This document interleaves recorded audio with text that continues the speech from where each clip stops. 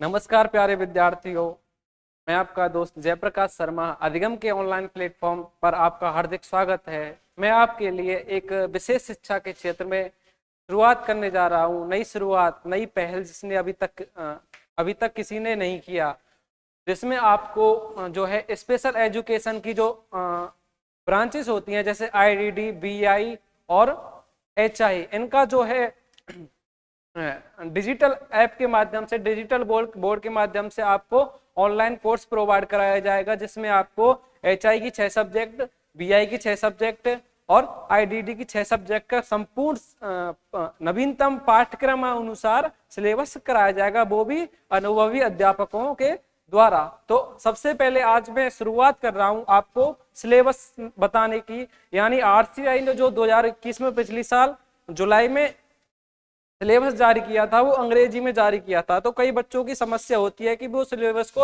अंग्रेजी में नहीं समझ पाते। तो मैं आपको आज ब्रांच वाइज और सब्जेक्ट वाइज सिलेबस समझाने वाला हूं। तो सबसे पहले मैं जो कॉमन सब्जेक्ट होती हैं, यानी चाहे एचआई ब्रांच हो, चाहे बीआई ब्रांच हो, चाहे आईडीडी ब्रांच हो,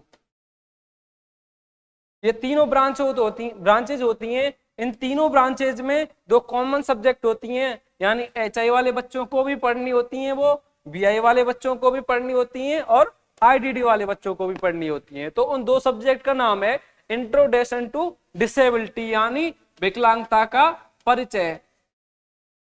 सबसे पहली सब्जेक्ट कौन सी है? विकलांगता का परिचय, यानी उसका अंग्रेजी में नाम क्या है? इंट्रोडक्शन टू डिसेबिलिटी, विकलांगता का परिचय।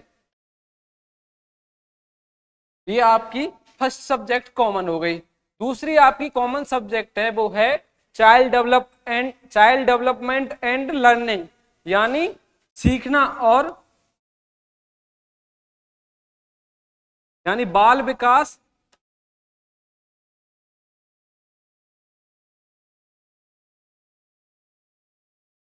और सीखना। सीखने को हम दूसरे नाम से भी जानते हैं, अधिगम।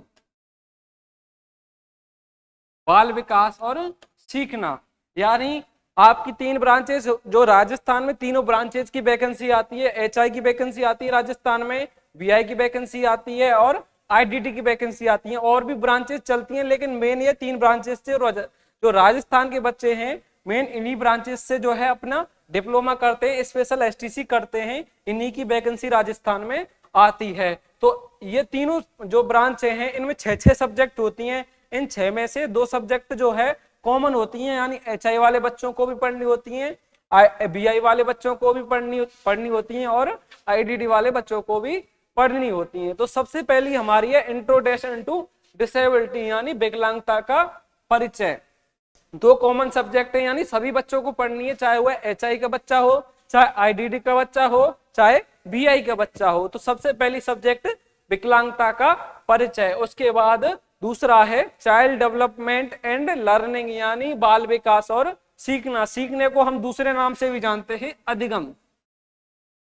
सीखने को हम अधिगम के नाम से भी जानते हैं।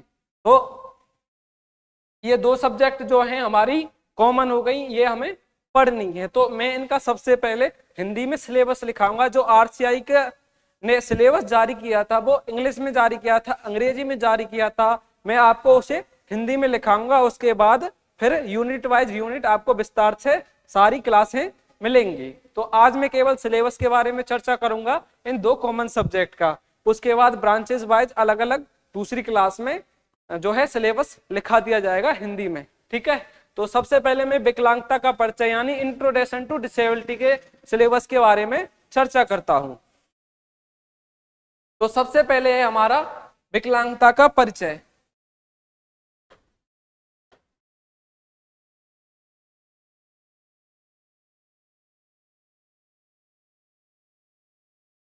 विकलांगता का परिचय सबसे पहली सब्जेक्ट हो गई हमारी विकलांगता का परिचय। ये जो हमारी एचआई, बीआई, आईडीडी, जो 3 ब्रांचेज होती हैं, इनमें 6 सब्जेक्ट होती हैं और इन 6 सब्जेक्टों में 5 यूनिट होती हैं। ये 6 सब्जेक्ट जो होती हैं, इनमें 5 यूनिट होती हैं और उन 5 यूनिटों में फिर सब यूनिट होती हैं। जैसे मैं उदाहरण की दृष्टि से देखूं, ये विकलांगता का परिचय यानी इंट्रोडक्शन टू डिसेबिलिटी जो सब्जेक्ट है, इसमें आपको टोटल 5 यूनिट पढ़नी है।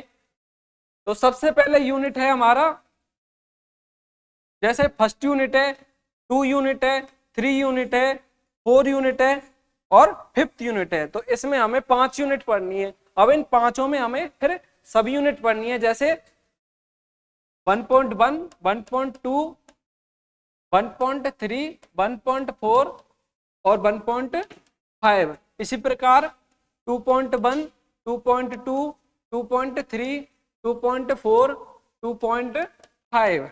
इसी प्रकार 3.1, 3.2, 3.3, 3.4, 3.5। इसके बाद 4.1, 4.2, 4.3, 4.4, 4.5। इसके बाद 5.1, 5.2, 5.3, 5.4 और 5.5। तो इस प्रकार ये विकलांगता का परिचय यानी इंट्रोडक्शन टू डिसेबिलिटी जो सब्जेक्ट है, उसमें 5 यूनिट है टोटल, और उन पांचों में आपको 5-5 सब यूनिट पढ़नी है। ठीक है। इसके बाद जो ये 6 सब्जेक्ट होती हैं आपकी, HI, BI और IDD, इनमें टोटल 45 नंबर का पेपर होता है थ्योरी का।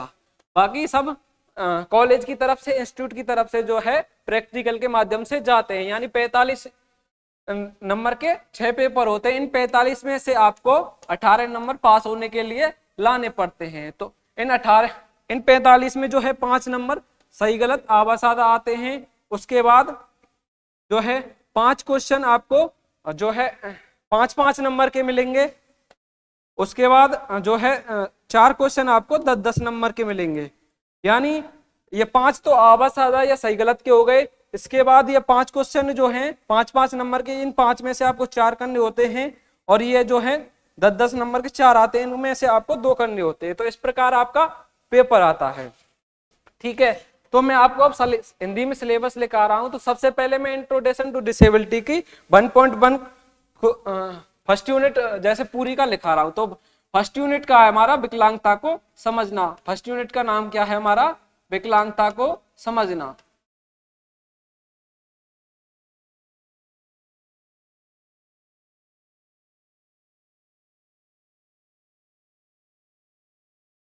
हमारा फर्स्ट यूनिट का नाम क्या हो गया? विकलांगता को समझना। ठीक है। तो इसमें 1.1 है आपको विकलांगता का ऐतिहासिक दृष्टिकोण। विकलांगता का ऐतिहासिक दृष्टिकोण।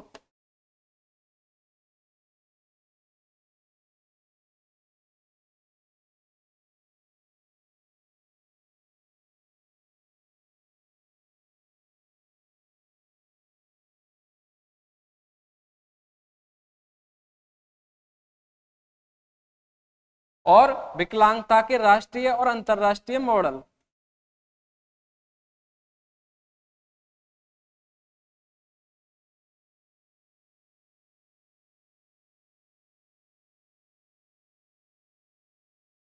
विकलांगता के राष्ट्रीय और अंतरराष्ट्रीय मॉडल।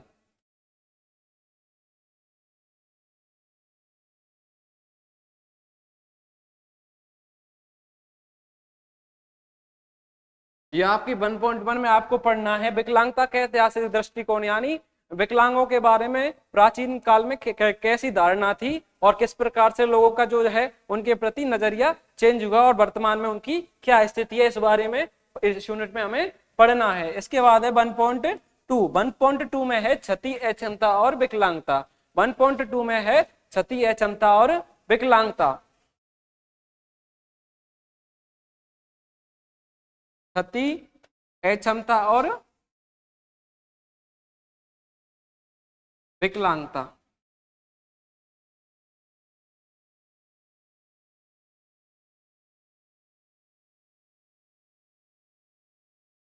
ठीक है। इसके बाद आती है 1.3।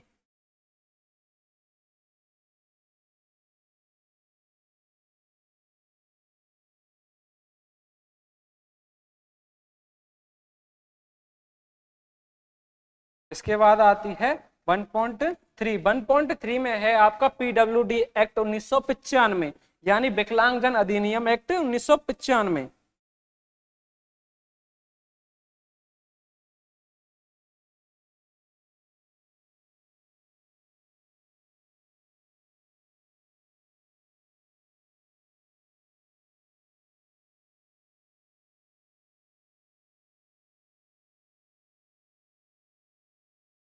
और उसका कानूनी प्रावधान।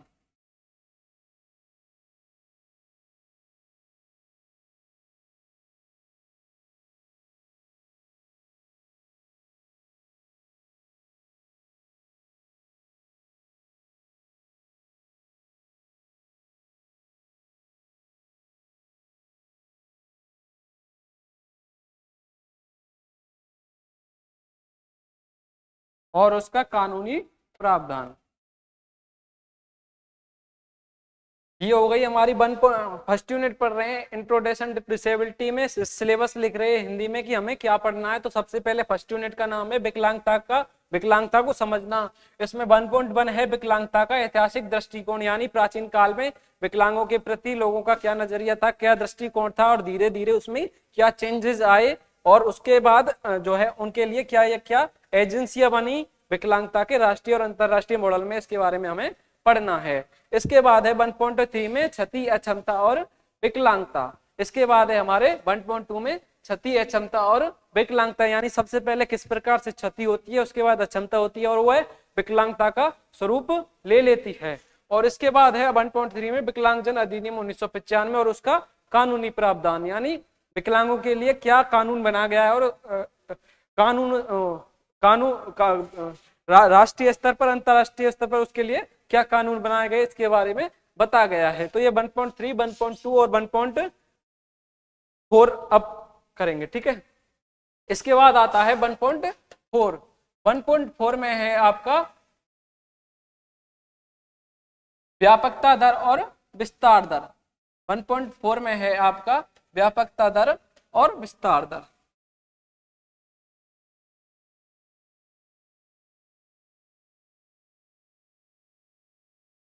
वन पॉइंट फोर में है इंट्रोडक्शन टू डिसेबिलिटी की फर्स्ट यूनिट में 1.4 है, उसमें है व्यापकता दर और विस्तार दर, ठीक है। उसके बाद आता है 1.5। 1.5 में है आपका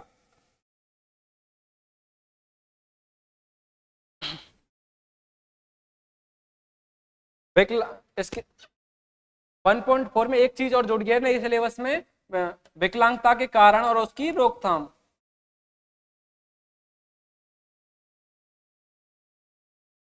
विकलांगता के कारण और उसकी रोकथाम।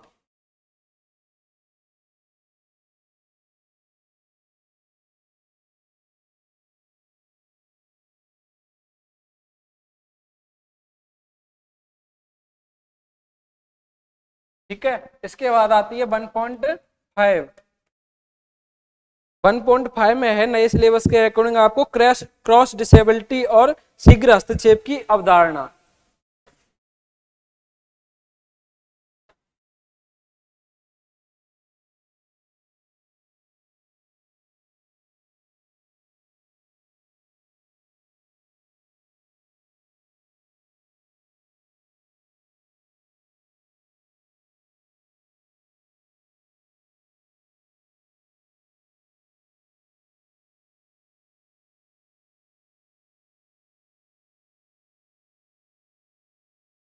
ठीक है, तो ये आपकी फर्स्ट यूनिट का सिलेबस है। सबसे पहले हमने क्या देखा था,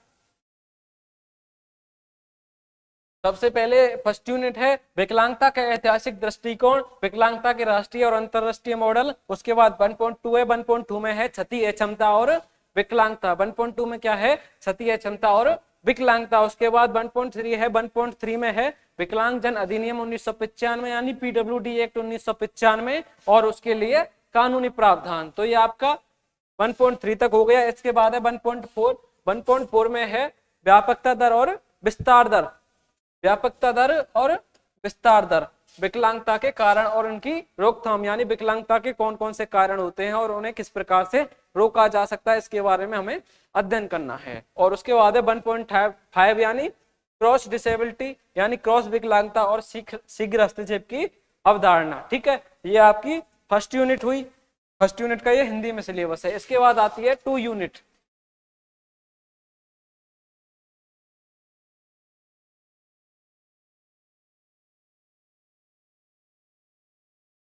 इसके बाद आती है 2 यूनिट। 2 यूनिट का नाम है आप में सबसे पहले 2.1 में है गामक अक्षमता। 2.1 में है गामक अक्षमता।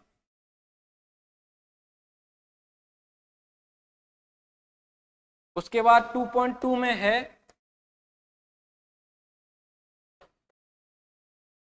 दृष्टिबाधिता।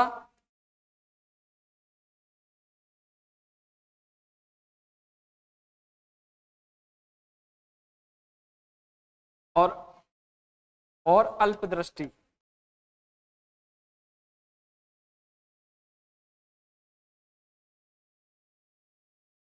यानी दृष्टिबाधिता को पढ़ना है और अल्पदृष्टि को पढ़ना है, इनके अर्थ, परिभाषा और प्रकार।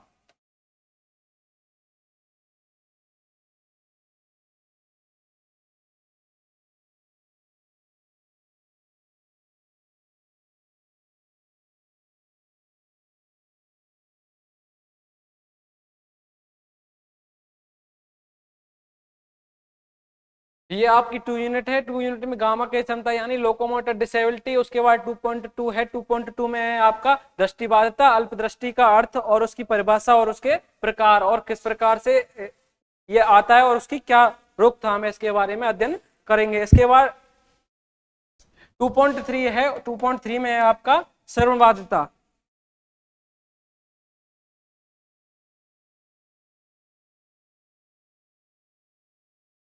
अर्थ, परिभाषा और प्रकार।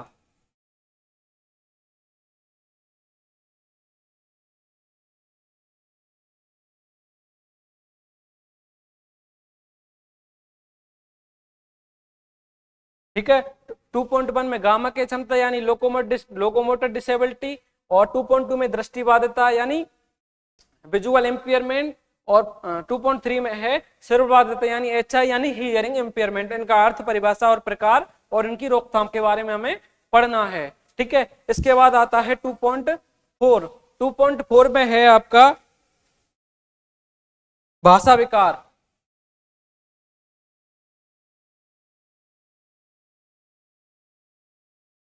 वाणी और भाषा विकार।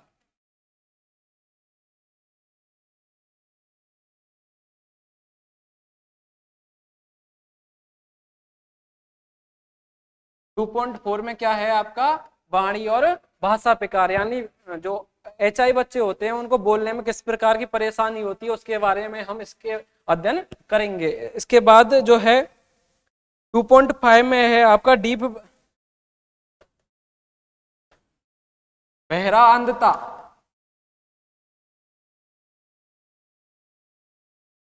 यानी डीप ब्लाइंडनेस और बहुविकलांगता, मल्टीपल डिसेबिलिटी।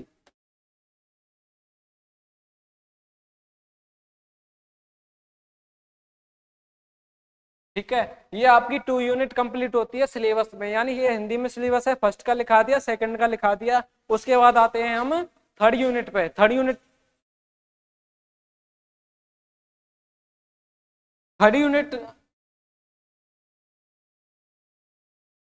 ये यूनिट 3 आती है, इंट्रोडक्शन टू डिसेबिलिटी। उसमें सबसे पहले है 3.1 में आपकी गामक क्षमता।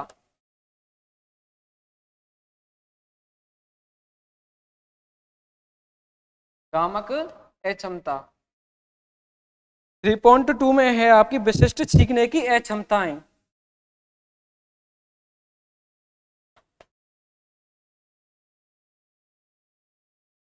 3.2 में है आपका अधिगम अक्षमता।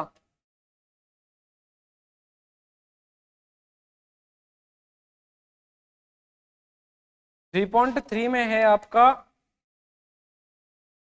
आत्म केंद्रित स्पेक्ट्रम विकार यानी एएसडी,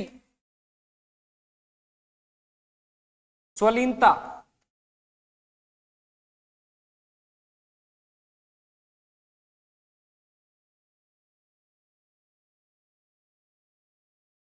3.4 में है आपका मानसिक बीमारी और बहुविकलांगता। यानी मेंटल इलनेस और मल्टीपल डिसेबिलिटी।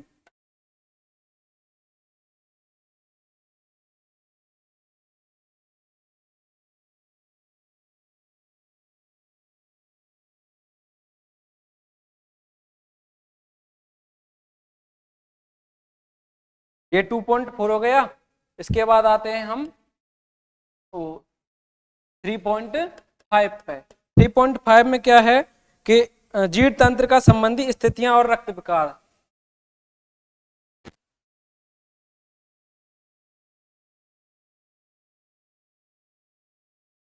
जीर्ण तंत्र का संबंधी स्थितियां और रक्त विकार।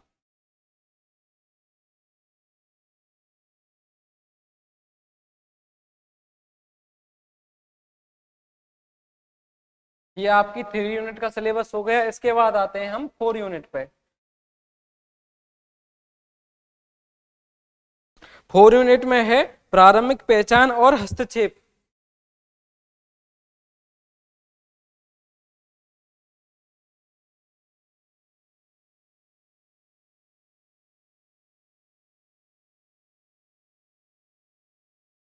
प्रारंभिक पहचान और हस्तक्षेप। 4.1 में क्या है? प्रारंभिक पहचान और हस्तक्षेप। इसके बाद आता है 4.2।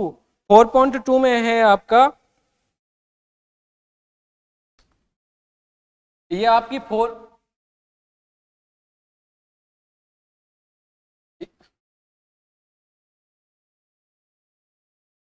प्रारंभिक पहचान और हस्तक्षेप, ये आपकी यूनिट का नाम है।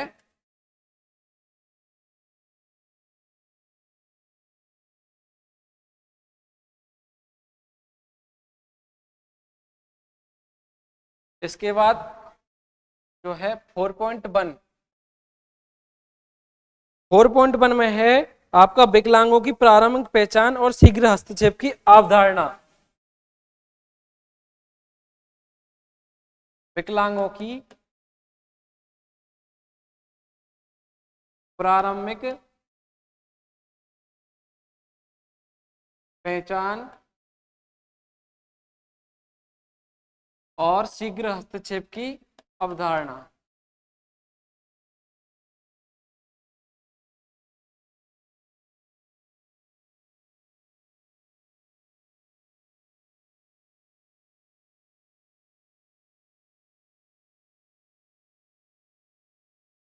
फोर पॉइंट वन में क्या है? विकलांगों की प्रारंभिक पहचान और शीघ्र हस्तक्षेप की अवधारणा। इसके बाद आता है 4.2।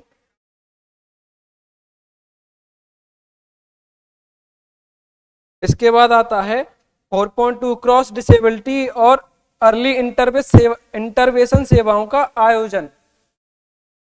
4.2 में है क्रॉस डिसेबिलिटी, क्रॉस विकलांगता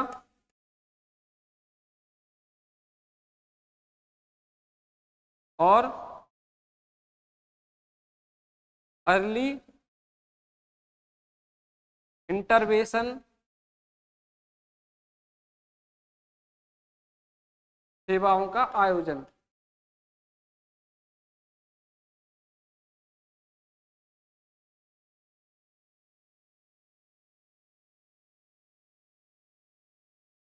ये 4.1, 4.2। इसके बाद आते हैं हम 4.3 पे। 4.3 में है विकलांगों की जांच और आकलन।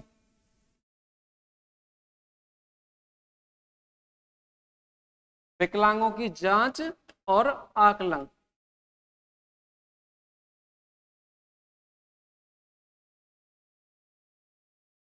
विकलांगों की जांच और आकलन यानी असेसमेंट। इसके बाद आता है 4.4।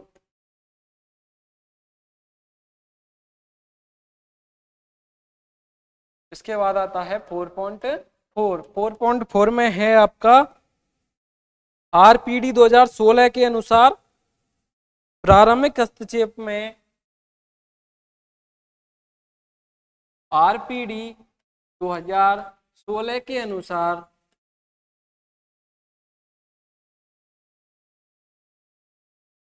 प्रारंभिक हस्तक्षेप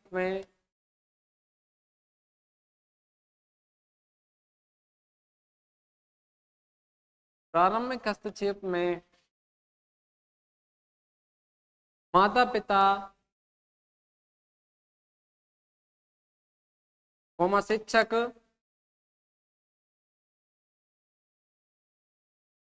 और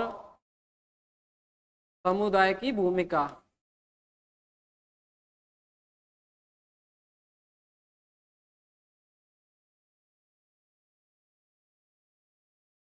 आरपीडी 2016 के अनुसार प्रारंभिक हस्तक्षेप में माता पिता शिक्षक और समुदाय की भूमिका। आरपीडब्ल्यूडी, ठीक है, आरपीडब्ल्यूडी 2016 के अनुसार प्रारंभिक हस्तक्षेप में माता पिता शिक्षक और समुदाय की भूमिका। और एक है राष्ट्रीय शिक्षा नीति 2000 यानी एनईपी 2020।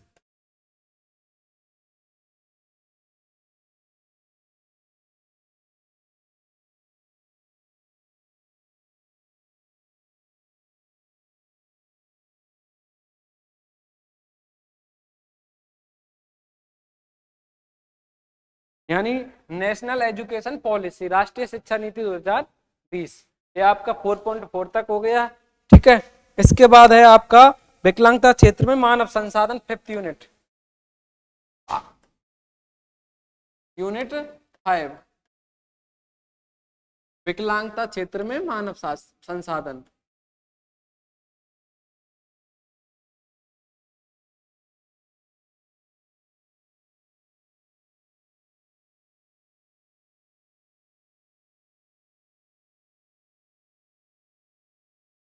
विकलांगता के क्षेत्र में मानव संसाधन यूनिट का नाम है, ठीक है। ये आपकी 5th यूनिट है, ठीक है। इसमें है 5.1। 5.1 में है अंतरराष्ट्रीय निकायों की भूमिका।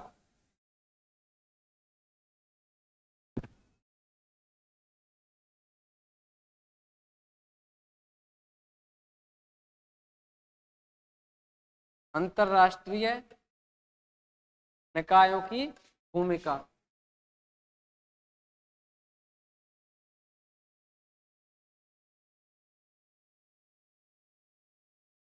अंतरराष्ट्रीय निकाय कौन से हैं? यूनेस्को,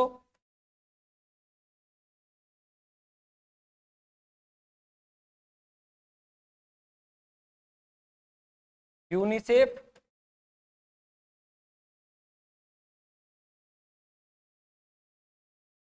और एक है आपका यूएनडीपी।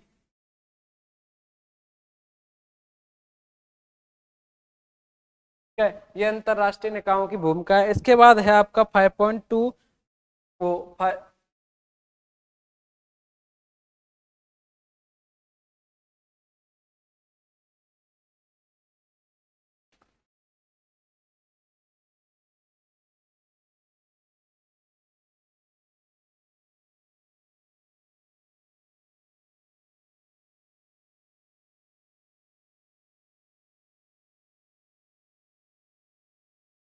5.1 में दोबारा से बता रहा हूँ, थोड़ा मिसप्रिंट हो गया था। ये 5.1 में है विकलांगता क्षेत्र में मानव संसाधन विकास। विकलांगता के क्षेत्र में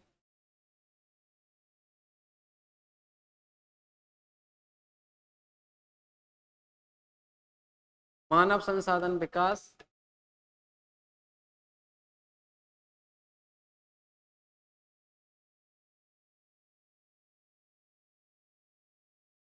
विकलांगता के क्षेत्र में मानव संसाधन विकास और वर्तमान स्थिति, आवश्यकताएं और मुद्दे।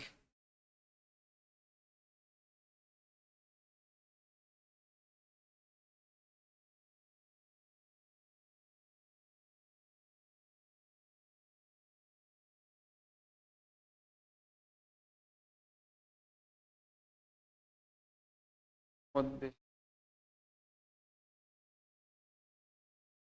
5.2 में है आपका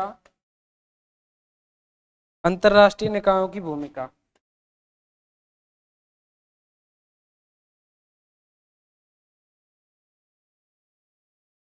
अंतरराष्ट्रीय निकायों की भूमिका।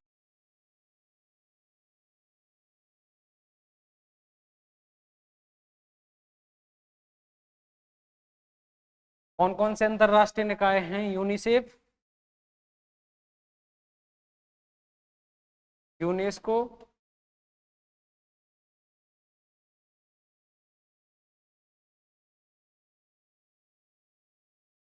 यूनेस्को और यूएनडीपी। ये आपका 5.2 हुआ, ठीक है। इसके बाद है आपका 5.3।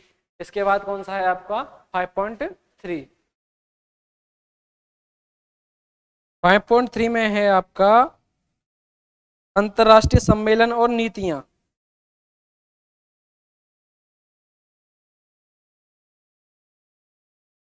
अंतर्राष्ट्रीय सम्मेलन और नीतियां।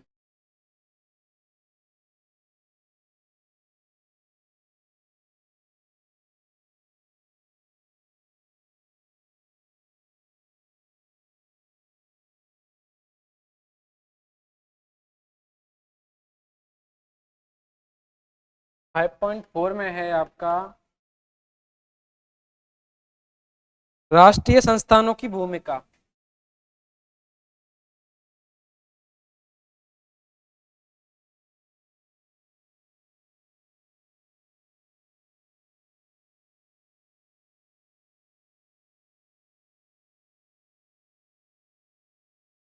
और आपका लास्ट आता है 5.5।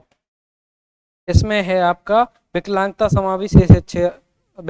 समावेशी सेवाओं में सूचना और संचार प्रौद्योगिकी की भूमिका, यानी विकलांगता की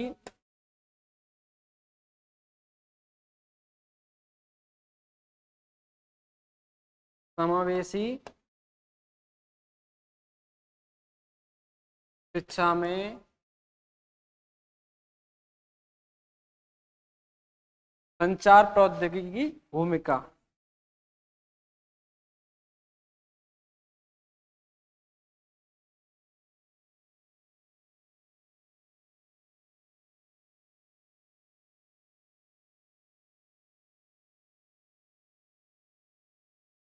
तो ये आपका इंट्रोडक्शन डिसेबिलिटी यानी विकलांगता का परिचय का सिलेबस है हिंदी में। तो मैं आपको शुरू से एक बार शॉर्ट बता रहा हूं।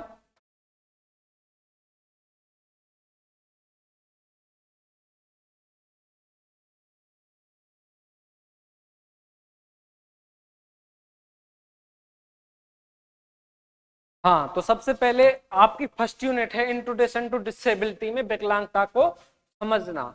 यानी मैंने हिंदी में सिलेबस लिखा है और आरसीआई ने वो इंग्लिश में जारी किया था। आपको हिंदी में पेपर देने हैं और हिंदी में ही आपको ये जो है सब्जेक्ट पढ़नी है। तो सबसे पहला है हमारा विकलांगता को समझना। तो उसमें 5 सब यूनिट है। इसमें सबसे पहली है विकलांगता का ऐतिहासिक दृष्टिकोण, यानी प्राचीन काल में विकलांगों के प्रति लोगों का क्या दृष्टिकोण था, क्या उनके प्रति उनका नजरिया था, किस दृष्टि से विकलांगों को जो लोग देखते थे, और वर्तमान में अब विकलांगों के प्रति लोगों की क्या नजरिया है, क्या प्रतिक्रिया, और उनके लिए क्या क्या प्रयास किए जा रहे हैं ताकि वो समाज की मुख्य धारा से जुड़ सकें। तो सबसे पहला है हमारा 1.1 में विकलांगता का ऐतिहासिक दृष्टिकोण। इसके बाद आता है विकलांगता के राष्ट्रीय और अंतरराष्ट्रीय मॉडल, यानी राष्ट्रीय स्तर पर और अंतरराष्ट्रीय स्तर पर विकलांगजनों के लिए कौन कौन सी एजेंसियां कार्य कर रही हैं, उनके बारे में हमें पढ़ना है। उसके बाद आता है 1.2 क्षति अक्षमता और विकलांगता। 1.2 में क्या है? क्षति अक्षमता और विकलांगता, यानी सबसे पहले जो है व्यक्ति के किस प्रकार से क्षति होती है, हानि होती है, उसके बाद वह अक्षमता का रूप लेती है, और अक्षमता का रूप लेने के बाद वह विकलांगता का रूप लेती है। इसके बाद है 1.3 में है आपका पीडब्ल्यूडी एक्ट 1995। पीडब्ल्यूडी एक्ट 1995 का जो हिंदी में नाम है वो है विकलांगजन अधिनियम 1995, और उसके लिए क्या क्या कानूनी प्रावधान किए जा रहे हैं इसके बारे में हमें अध्ययन करना है। ठीक है, इसका स्क्रीनशॉट ले लेना या लिख लेना। ठीक है, इसके बाद आता है हमारा 1.4। 1.4 में है हमारा व्यापकता दर और विस्तार दर, यानी किस प्रकार से विकलांगों की व्यापकता दर और विस्तार दर निकाली जाती है, इसके बारे में अध्ययन करेंगे। उसके बाद है इसी में 1.4 में विकलांगता के कारण और रोकथाम, यानी विकलांगता किन कारणों से होती है और उन्हें किस प्रकार से रोका जा सकता है, इसके बारे में हम इसमें अध्ययन करेंगे। उसके बाद आता है 1.5। क्या आता है 1.5? 1.5 में है क्रॉस डिसेबिलिटी, यानी एक से अधिक विकलांगता, 7 प्रकार की विकलांगता जो है पीडब्ल्यूडी एक्ट के अनुसार, उनके बारे में अध्ययन करेंगे। और शीघ्र हस्तक्षेप की अवधारणा। शीघ्र हस्तक्षेप का मतलब कि जल्दी से जल्दी बच्चे की विकलांगता का पता लगा के उसकी विकलांगता को दूर करना, ये हमें शीघ्र हस्तक्षेप की अवधारणा 1.5 में पढ़नी है। 1.5 में क्या पढ़ना है? क्रॉस विकलांगता और शीघ्र हस्तक्षेप की अवधारणा। और 1.4 में क्या पढ़ना है हमें? व्यापकता दर और विस्तार दर और विकलांगता के कारण और रोकथाम। विकलांगता के कारण 3 प्रकार से डिवाइड होते हैं, जन्म से पहले, जन्म के समय और जन्म के बाद। हम इसको विस्तार से पढ़ेंगे। ठीक है, ये तो मेन सिलेबस है। इसके बाद आती है आपकी 2 यूनिट। इसके बाद आती है आपकी 2 यूनिट। 2 यूनिट में सबसे पहले हमें पढ़ना है लोकोमोटर डिसेबिलिटी 2.1 में। 2.1 में सबसे पहले हमें क्या पढ़ना है? गामक क्षमता। गामक क्षमता को हम अंग्रेजी में लोकोमोटर डिसेबिलिटी कहते हैं। इसके बाद 2.2 में हमें पढ़ना है दृष्टिबाधिता, यानी विजुअल इंपेयरमेंट, यानी VI, और अल्प दृष्टि यानी लो विजन। इसके बाद इनकी अर्थ जानेंगे, इनकी परिभाषा जानेंगे और इनके प्रकारों के बारे में अध्ययन करेंगे और इनकी रोकथाम के बारे में भी चर्चा करेंगे। इसके बाद आता है आपका 2.3। 2.3 में है आपका श्रवण बाधिता। श्रवण बाधिता को हम अंग्रेजी में हियरिंग इंपेयरमेंट कहते हैं, यानी शॉर्ट में आप उसे कहते हैं HI, श्रवण बाधिता। इसका अर्थ जानेंगे, इसकी परिभाषा जानेंगे और इसके प्रकारों के बारे में हम अध्ययन करेंगे और किस प्रकार से इसे रोका जा सकता है, इसके बारे में भी हम चर्चा करेंगे। तो ये हो गया आपका 2.3। तो आप इसका स्क्रीनशॉट ले सकते हैं। इसके बाद आता है आपका 2.4। 2.4 में है आपका भाषा और वाणी विकार। 2.4 में क्या है दोस्तों? भाषा और वाणी विकार, यानी किस प्रकार से जो HI बच्चा होता है उसे बोलने में किस प्रकार से परेशानी होती है, उसके बारे में हम इसमें अध्ययन करेंगे। ठीक है, इसके बाद आता है आपका 2.5। 2.5 में है आपका डीप ब्लाइंडनेस, यानी बहरा अंधता, यानी एक व्यक्ति बहरा भी हो सकता है और अंधा भी हो सकता है एक साथ, यानी डीप ब्लाइंडनेस। दो विकलांगताएं उसे एक साथ हो सकती हैं, इसके बारे में चर्चा करेंगे। इसके बाद इसी में है बहुविकलांगता, यानी मल्टीपल डिसेबिलिटी। बहुविकलांगता यानी मल्टीपल डिसेबिलिटी, यानी एक से अधिक विकलांगता होने पर व्यक्ति को उसे क्या कहे? बहुविकलांग व्यक्ति कहा जाएगा। ठीक है, 2.5 में हमें ये पढ़ना है। इसके बाद आता है आपकी 3 यूनिट। 3 यूनिट क्या है दोस्तों?